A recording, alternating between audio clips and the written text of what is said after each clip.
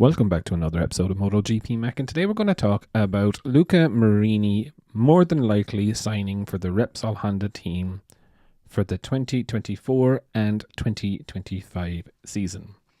Now, there was an initial rumor going around that Honda were interested in Marini, but that was very quickly quashed as Honda were only offering a 1-year deal. They also offered a 1-year deal to Miguel Oliveira and to Maverick Vinales, is my understanding, but neither party would take that.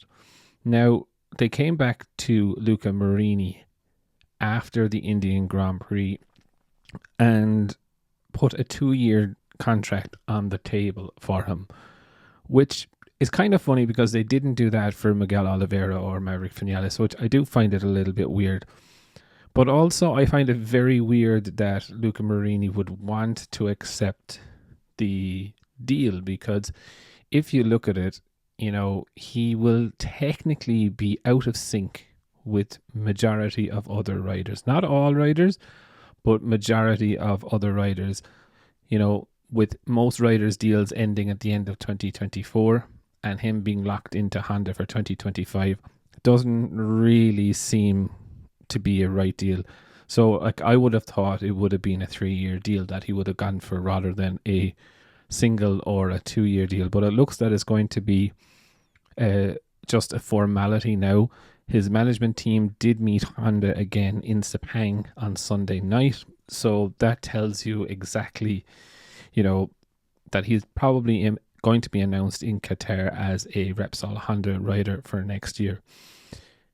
Is it a good move? Is it a bad move? I don't know, to be very honest. You know, he is a little bit anonymous in the Ducati pecking order. You know, it's definitely in the pecking order. 1, 2, 3 is Pecco, Martin, and Bezzecchi. They're the golden children.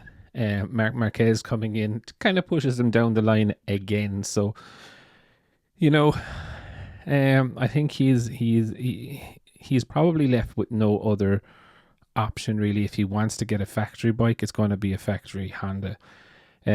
Rossi and Repsol Honda are teasing in social media, you know, that this is happening, that this is coming.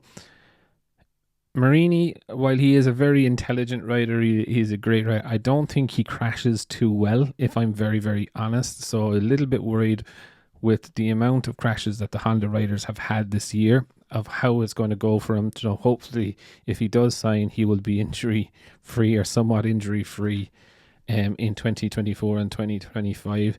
If you look at the amount of injuries that Marquez and Mirta have had this year, 50 crashes. They've missed 9 Grand Prix between the two of them.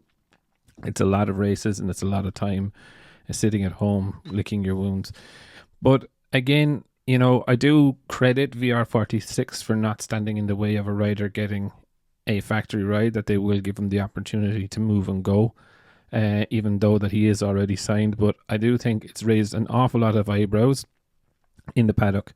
You know, him getting off probably one of the most wanted bikes in the paddock for one of the most unwanted bikes in the paddock.